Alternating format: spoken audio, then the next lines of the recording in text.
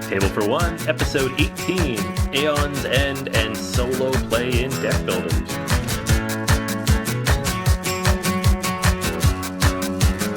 Hey everybody, welcome back to Table for One. This is Anthony here with Jason. Yo, peoples, what's up? Hey, all right, and thank you if you came on board and caught up with the podcast during the last two episodes. We talked about the top 100 solo games in the one-player guild, that Player's Choice, run by Kevin every year. And he came on and we had a great time talking through all those games. If you came on during then, welcome. We appreciate you listening.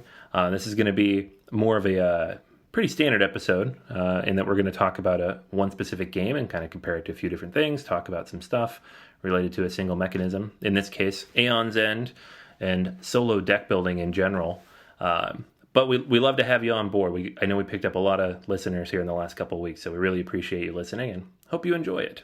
This episode is not about the top 100 games, although it might be about one in the future. Who knows? It's going to be about Aeon's End. This is the newest game from Action Phase Games, Kevin Riley. This was a Kickstarter last year, and it's how it was described to me initially, and actually the reason I didn't back it is it's a fantasy Sentinels of the Multiverse, but it is a lot more than that too, as you'll kind of get as we dive into it a little bit. What we want to do is kind of talk about Aeon's End and how it plays and kind of how it plays solo, and then also compare it to some of the other solo deck builders that are out there, including Sentinels of the Multiverse. So we are definitely aware that Sentinels of the Multiverse is not a deck builder, but it is a fixed deck game, and it plays really, really similar. So we're just going to lump Sentinels in with Aeon's End. And, you know, they're calling it Sentinels 2.0 anyway, so come on in, Sentinels. Yeah, exactly. Yeah, I mean, I've always called it a deck builder, even though I know it's not, because, it's the same thing. It's a deck. You build your tableau. But yeah, so we're going to start off with Aeon's End, though, because this is the new hotness right now, and I think for good reason. Like I said, I did not back this on Kickstarter originally. Jason, you did not either, correct? No, I regret every minute of that. Yeah, so we're both in that boat, and I think, well, at least on my end, the reason why was just because it looked like more of the same of stuff that's already out there and I've already played. I'm not a huge deck builder guy. I did like the theme a lot, but I just didn't dive into this for various reasons. Having played it now and having the retail copy, I regret that as well. So we can talk a little bit about why, but basically with Aeon's End, you get a very, at first glance, it looks like a normal deck builder. You have a market of cards. It's going to have 9 different decks of cards, just like Dominion. Well, not like Dominion, but the fixed market is like Dominion. There's only 9 cards available. There's going to be 3 gems, 2 relics, and 4 spells. And then only 7 copies of each of the gems and 5 copies of each of the relics and spells in the market. So the goal here being that each player is going to kind of focus on a specific strategy of what they want to do with the cards. And then the other really, really big difference here, that I should mention up front, is you don't shuffle your deck. So however everything goes into the discard, that's how it's going to come back out when you flip it over. This is something you see a little bit every now and then. City of Iron did it from Red Raven Games. There's a couple others that do it, but it's not something you see a lot because it's unique, it's interesting, and it definitely requires some thinking. It takes that randomness out. So I like it. It's an interesting take on deck building, and you are still building a deck, but it is a little bit different in that way. And then you have the whole spells and breaches system. So you're going to have 4 breaches above your character card, which will also have its own special abilities. And throughout the game, you'll play spells to the breach to prepare them, and then you can cast them later. If the breach is open, you can cast them whenever you want. If it's closed, you have to cast them on your next turn. You can then focus the breaches and then later make them a little bit more powerful, give them a little bit of a bump to the spells. So it's a very interesting mechanic because you have to think about very carefully when, where, and how you play your cards, then how you discard those cards, and also which cards might be vulnerable to the enemy that you're facing at any point in time, which can have an impact kind of on the spells you have out there. Lots and lots of interesting stuff in this game. I know the designer spent years, literally years, kind of refining this system and trying to build out all the different things that he found not quite right in the deck building system. And I know he has huge, huge plans for this going forward in the future. There's already the one expansion out that came through the Kickstarter. I think there's another one on the way with a new Kickstarter this year. So hopefully, maybe for the rest of us, a way to jump in on the stuff we missed last time. But yeah, Aeon's End is really, really cool. Because of the way it works and because of the way it scales, you can play solo pretty easily, either with multiple characters, which is how I first learned it, or with one, and it does scale in a way and kind of helps you figure that out. So I don't know. I've had a lot of fun with it. I don't like deck builders very much, and I really like this one a lot. What I will say about playing with one character is that hit points are scarce. It is really easy to die, especially against the new boss, Rageborn, I think it is. He'll just hit you for 4 damage. You only have 10 hit points, and there's nothing really you could do about it. So yeah, your deck's gonna get really powerful really fast. But I think I saw this in some of the forums where playing with one character is a bit difficult. And they introduced a couple of tweaks in order to make that work, and I bet they're going to find their way into the official rules. When I played this game solo, it was with 2 characters, and that worked just fine, and it was a ton of fun. That seems to be the number I'm settling on too. I like the 1 because less bookkeeping, but like you said, I haven't won doing that yet. So I like 2, and maybe it's that Lord of the Rings mindset, dual handing it. It's better than 4, which is just too much to keep track of and requires a lot of table space. But 2 is a good one. I like it. Mm-hmm. Yeah, you mentioned the not shuffling. I think that's a huge positive of this game. It makes that a very kind of stable set of tactics that you can do. And in a lot of deck builders, or in a lot of games where you shuffle a lot, you're trying to get those cool combos off, but the cards just don't come together.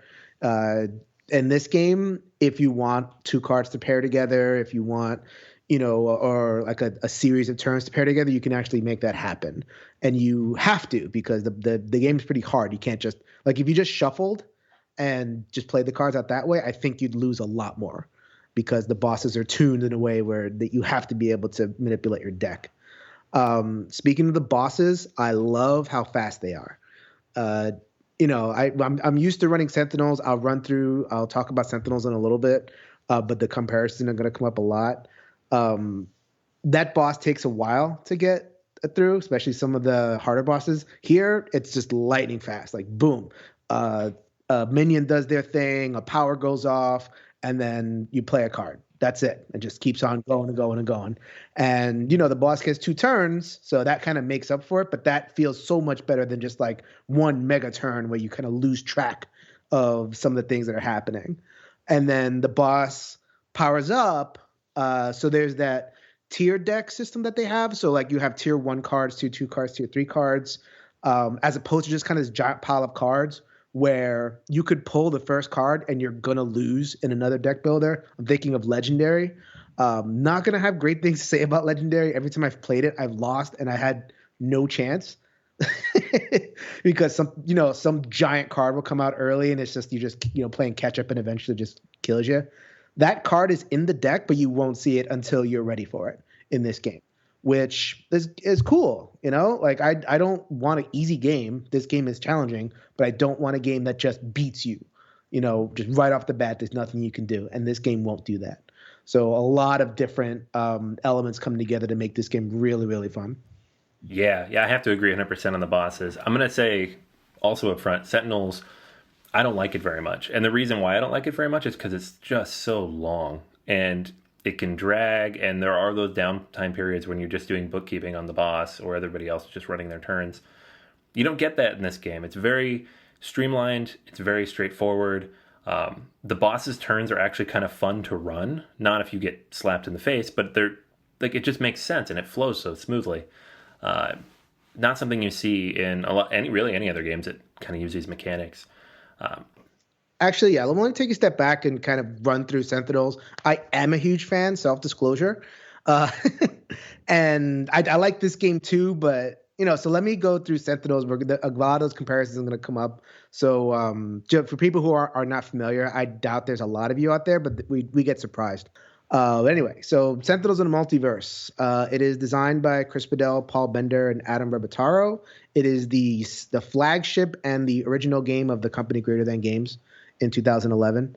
So I think the biggest reason why, besides the card play itself, so you have your decks and you have your heroes and all that kind of stuff, is that you're fighting a boss, and that boss has a deck, and the deck has things that happen. So like every turn you pull a card, a minion will come out, or some sort of one-shot effect that just does whatever and then goes away, or has an ongoing effect. So like it's very similar to Aeon's, and it almost, I mean, I'd say basically the same in terms of what can come out of that deck. You know, it tracks differently, but the mechanically what you're doing on the table is very similar.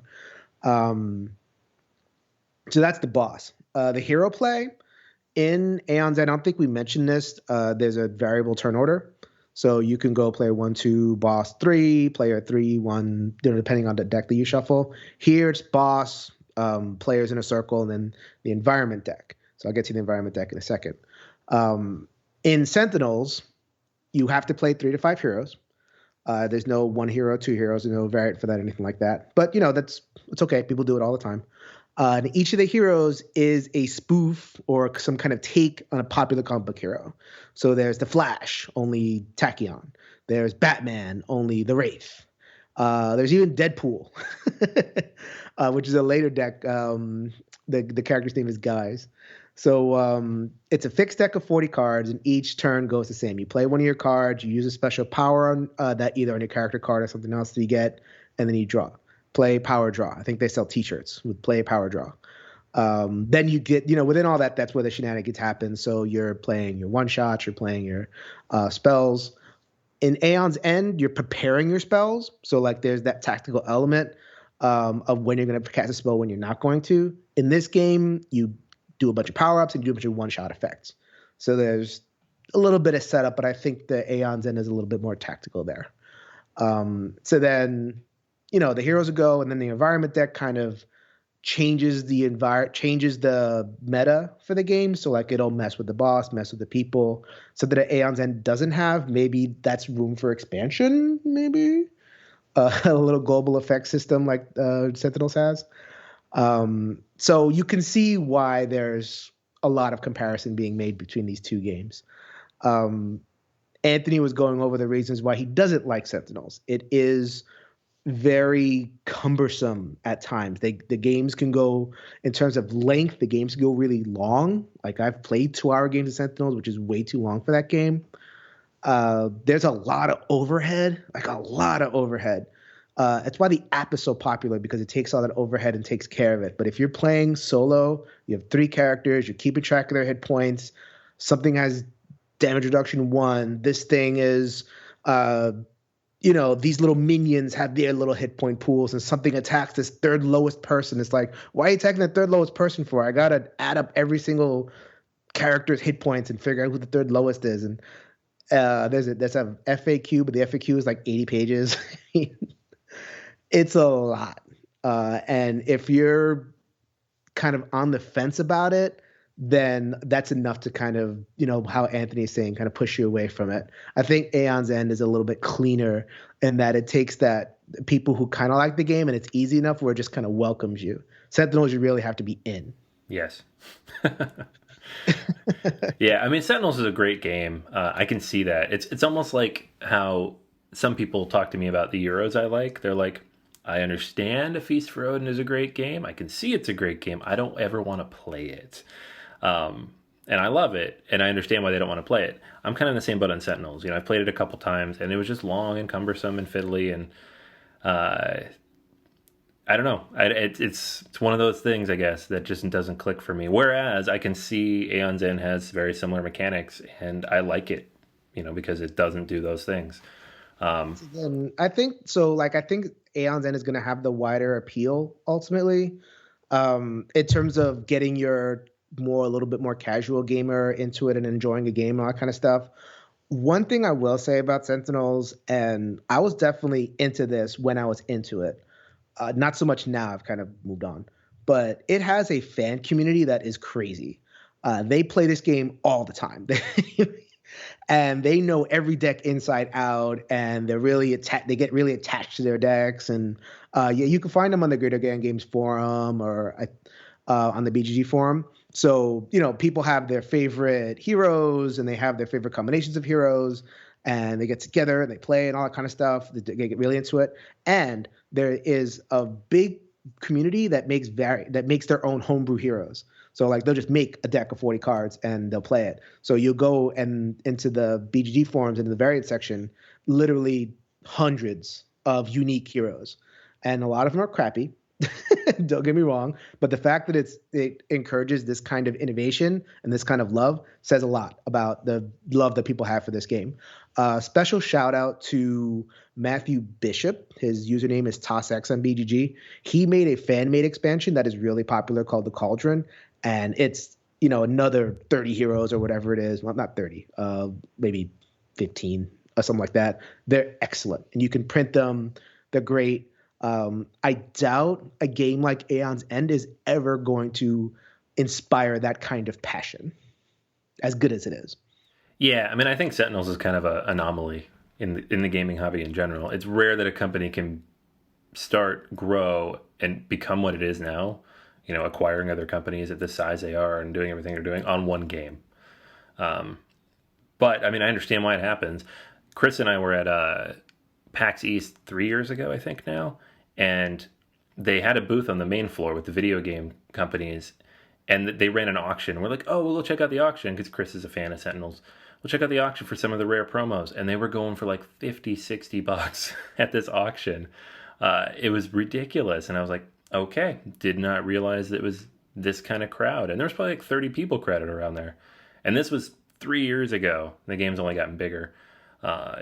So yeah, I've seen it, and I definitely understand it, because the people I know who own Sentinels they're always packing it, so trying to get it to the table. I definitely backed Oblivion, however you pronounce that. I will probably be back with a report on Oblivion whenever that comes in. So fear not, Sentinels fans. Even though we give a real positive review of Aeon's End, I will be representing the Sentinels faction on this podcast. Which do you prefer? See, that's the question. Because the thing about, yeah, you got me, man. Well, it's different. I can't say. I think Sentinels has that kind of first love quality for me. Like I started games right around when Sentinels was really blowing up, and I played the heck out of it. I was solo, had it on the table, keeping it away from my daughter. My daughter's a little girl kind of crawling around. She's 18 months at this point. I really, really loved it. I played the heck out of it. I got into the community. I played a bunch of games on them. And then I kind of drifted off because, there's only so far you can go. Aeon's End I'm not going to play that game as often. I really won't. I won't have that passion for it. But at the same time, I'm excited for where it is going to go. I think that the system is more stable.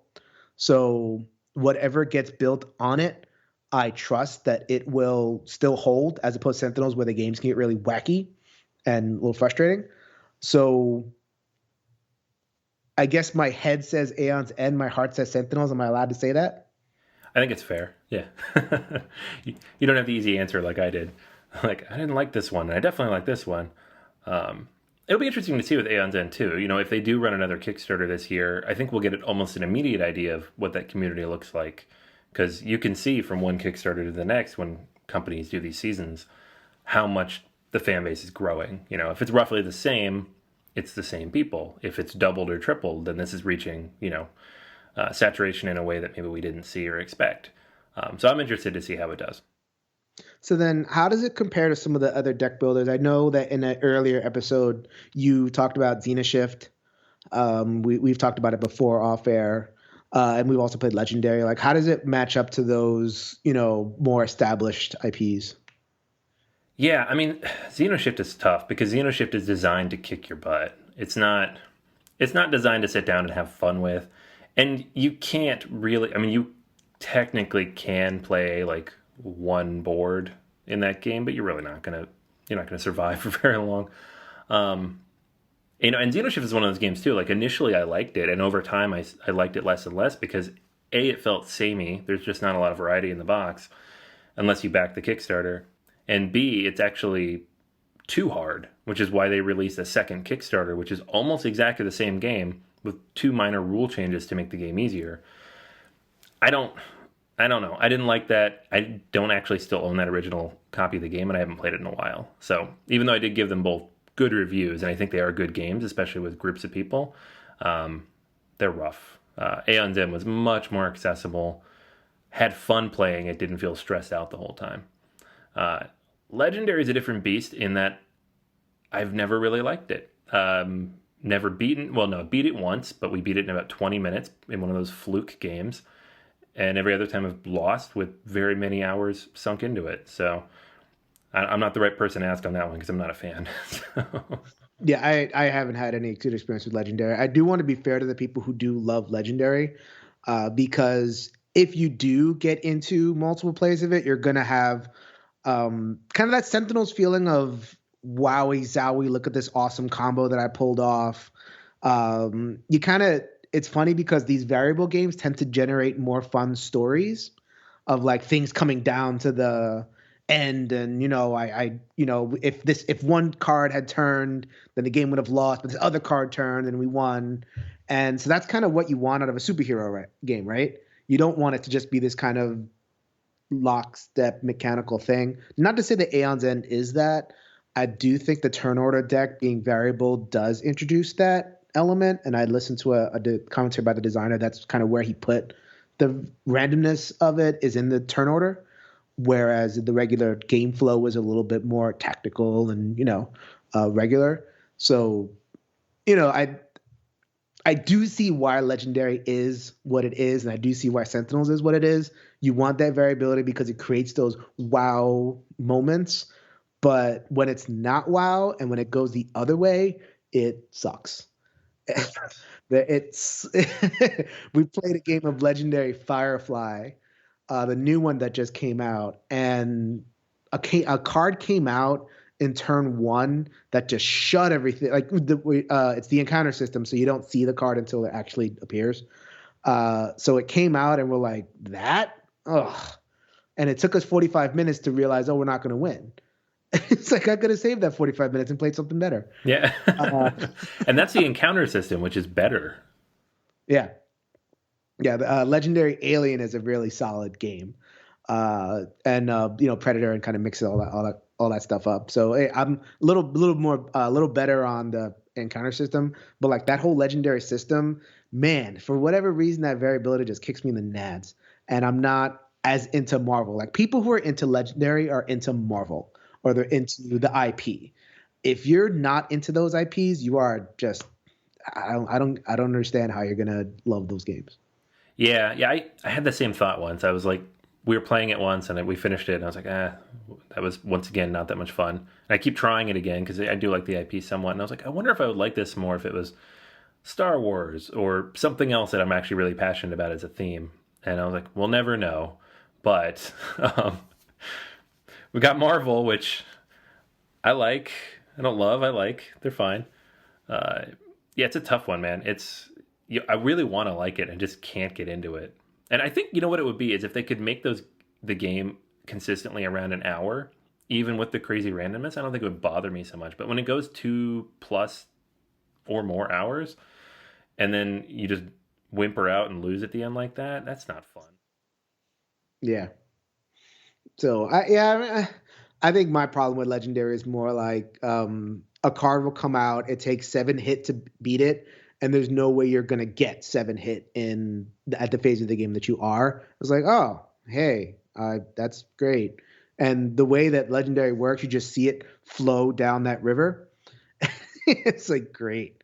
Uh, Speaking of in terms of the Aeon End, I mean, there's that because there's two types of deck builders, right? There's that fixed deck, Dominion style, which Aeon's End has, and then there's the River Ascension style. Do you feel like there's pluses and minuses, one or the other? Do you have a preference? Uh, I like the river style in competitive gaming, and I like playing it like in an app. The variability is fun. You never know what's going to come out and the kind of combos you're going to get. Speaking like to the Ascension style at the moment, I also really like the Dominion style with the market, as long as there's a way to make it variable and interesting and tactical. And that's what Aeon's End does. Dominion is fun, but base Dominion is boring at this point, which is why I won't play Dominion unless someone has at least 1 or 2 expansions. We can mix stuff in and kind of make it a little more unique. Whereas I would play Ascension, any of those base boxes straight up because it's always a little bit different and it's fun, even if it is kind of samey. So, yeah, I think I like both for their own reasons. It's a matter of how they're implemented, I think. Yeah, I think it for this game, the stable market really works. Xenoshift has a stable market, but it doesn't matter. No. No matter how stable the market is, the enemy deck is nice and random and like really, really random. Stuff's gonna come out of there that you had no idea what's going on. And so, but the way that the deck is just with the tiered deck, I think that's brilliant. I think, and also we didn't mention this about Aeons, and we keep on mentioning things that are about the mechanics of it. It has this thing called the Unleash mechanic. So a card will say unleash twice, do whatever, and every boss has a different definition for unleash. So one boss will do some damage, one boss will, add a counter or whatever. Another boss eats a card off of the market, so you're gonna have this. The market's gonna dwindle, and that's awesome. That creates so much variability, and it's stable. I could just see so many bosses just with different variations on this unleash. And meanwhile, the enemy deck is so, it's not going to change. So you're not going to get these wild swings or anything like that. Everything's going to be very tightly designed. So like I said, this game is not going to inflame my passions like Sentinels did for whatever reasons, but I just admire how tight and solid the design is, and I can't wait for more. Yeah, I'm with you. I honestly didn't think I'd like this very much because it's just not the kind of game I get really excited about. But it's one that I left on the table for a few days so I could run through it a couple more times, and it's just, I don't know, it's just the right combination of things. You can tell that the designer spent a lot of time looking at deck builders and their mechanics and tweaking them to play a certain way. And we just happen to agree with the way he wanted it to run. So, yeah, it's really, really good. And I think it's because of the expandability here, it'll be interesting to see where it goes. And I'm hoping we didn't miss out anything too awesome on the Kickstarter exclusives. I know there's a few other bosses in there that we didn't get, but... we're supposed to get everything back on the second Kickstarter, so I'm looking forward to that. Yeah, that'll be good. I'm definitely be checking that out. And out of respect to Kevin, the one deck builder in his family we did not mention was Shadowrun Crossfire. I have my thoughts about that, but I haven't played it enough. And I know that some of the people who are with our friend playing that game are going to be like, no, you didn't get that right. So it's like, all right, I got to get this played more so I can organize my thoughts on it. But you're up there too, Shadowrun Crossfire. I guess the point of this whole podcast is that, as Anthony said, this game builds on those other games. It builds on Sentinels. It builds on Legendary. It learned a lot of lessons. It put its own kind of stamp out there, and it's a nice kind of progression forward for this little subgenre. Yeah, absolutely. So it's definitely one to keep an eye on. And whether you're a huge Sentinels, Legendary, whatever fan or not, if you like those games and found the solo play wanting, this is one maybe to take a look at too. All right. So, Aeon's and big thumbs up. Sentinels, thumbs up from Jay. Thumbs down from Anthony. And then maybe crapped on some of the earlier deck builders. We feel bad about that. But if you love them, hey, we admire those games as well.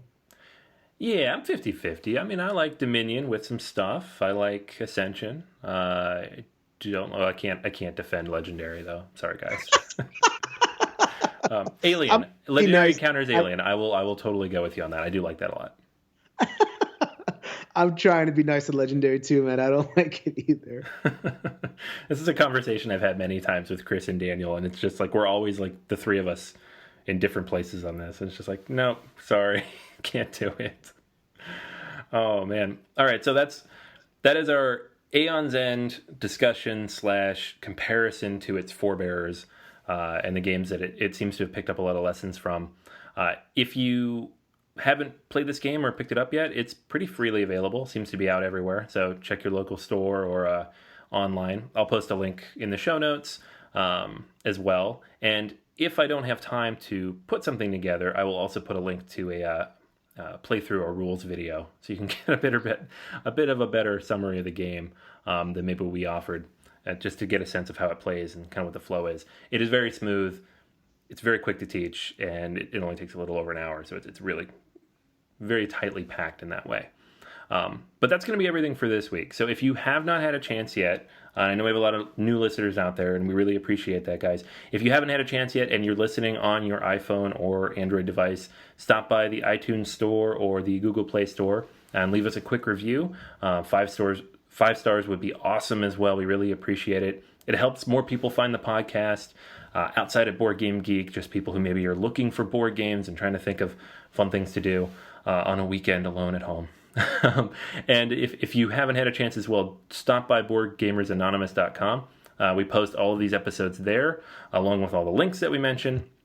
And you can also check out links to the different games we're talking about if you're looking for a copy. And, Board Gamers Anonymous podcast, as well as some articles. And I do post reviews of a lot of the games we're talking about as well, written. So check that out. And then Twitter and Facebook are updated every single day. So you can find all sorts of cool stuff there, including our question of the day. We'd love your feedback. We post that to the Guild as well on Board Game Geek, so you can stop by there and join the conversation if you haven't yet. But that's going to be everything for this week, and we'll save you a seat at this table for one. Later, everybody.